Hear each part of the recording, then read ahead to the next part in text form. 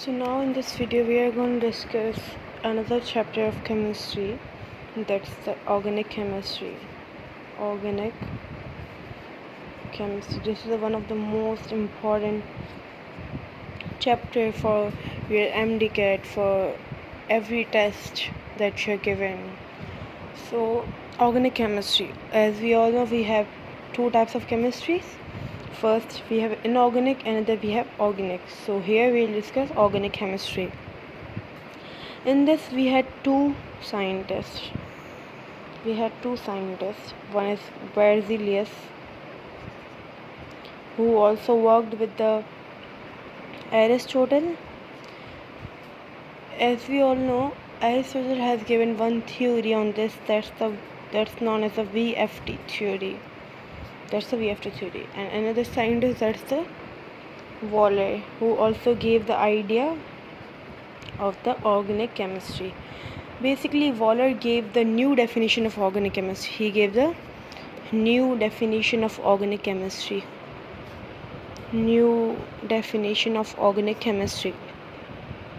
What he said? He said the study of covalently bonded carbon compound with hydrogen. Organic chemistry is a study of covalently bonded compounds.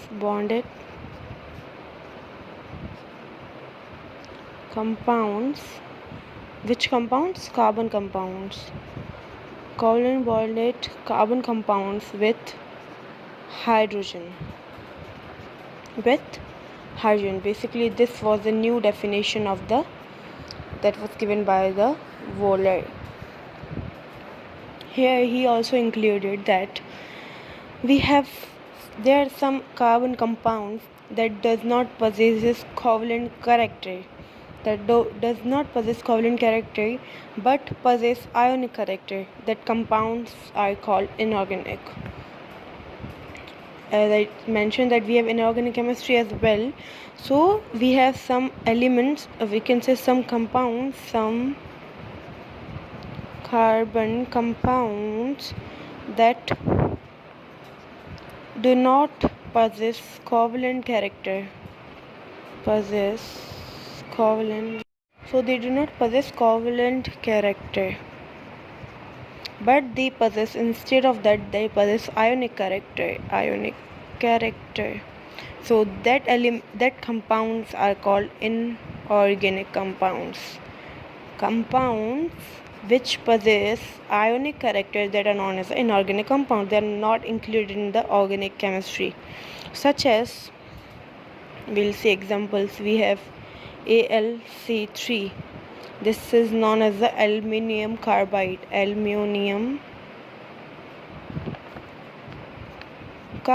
Basically, this is the inorganic compound. This is not included in organic chemistry. Why? Because as we all know, Al, it has valency of +3 and carbon have -3. So you can see they are possessing positive and negative charge, which means they are possessing ionic character. It's A, not H. It's aluminium carbide. So it has +3 valency and it's -3. It has plus and it has minus. So they are possessing ionic character, not the covalent. So they are not included in the organic chemistry. Another, we have NaCN. It has here sodium has plus and wait 1 minute. It has plus and it has minus. So they are possessing ionic character. So they are included in the inorganic chemistry, not organic. Here we have some examples. Another, likewise, NaC, and here C. This is a compound. Basically, if we see here, this one, NaC and C. NaC, sodium has positive and carbon has negative. They are possessing ionic character, so this will be inorganic. But here we have some exception, right? Here we have carbon and here we have chlorine, right? Now you will say carbon will be the positive and this will be the negative, but these both will be the partially positive and negative. These both will be the partially positive and negative. These are organic because partial charge given and have less difference. These both have less difference, like this has electronegativity that is 2.5 and it has 3. So there we can say less difference here, less difference here. So they are possessing partial, there is a sign of partial, so they are possessing partial charges, so these will be considered in the organic, and there's less difference in these both, so this will be considered in the organic, not inorganic. So that was the concept of the organic and inorganic. Now we'll discuss this one. So now here we have carbon compound. Suppose we have carbon compound. As we all know, carbon have both positive and negative character. Positive in the sense of, negative in the sense of non-metal, and positive in the sense of metal. So as we all know, carbon possesses both character, positive and negative. First of all, if we talk about carbon positive, and another we have carbon negative. So basically this carbon positive and negative. Carbon positive is known as oxidized carbon. This is known as oxidized carbon. So this will be the contradictory to this. This will be known as the reduced carbon. This will be known as the reduced carbon. How? Here in C positive, that's the oxidized carbon.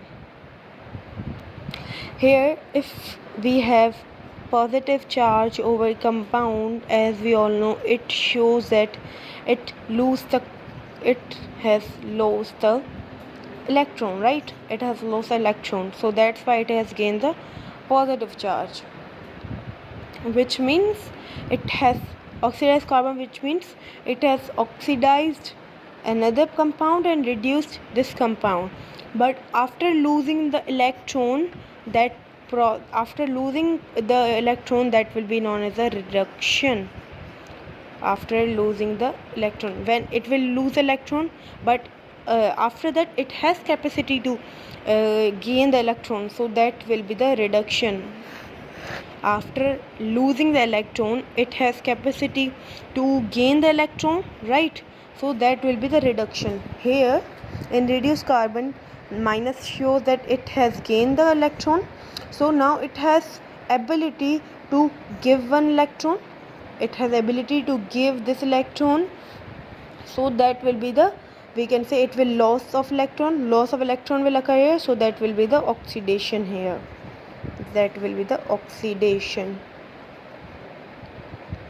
When oxidation will occur, what will occur? Combustion.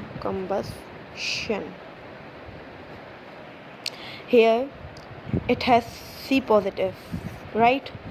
Which means it has lost its electron. Now it has capacity to gain one electron. So when it will gain the electron, that process will be known as the reduction.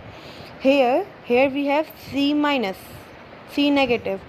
Now it has gained the electron, that's why known as a reduced carbon. But now it has the ability to give the one electron. So when it will give any electron to any other compound or any other element, so that will be the oxidation process. So that was the concept of carbon, metals and non-metals.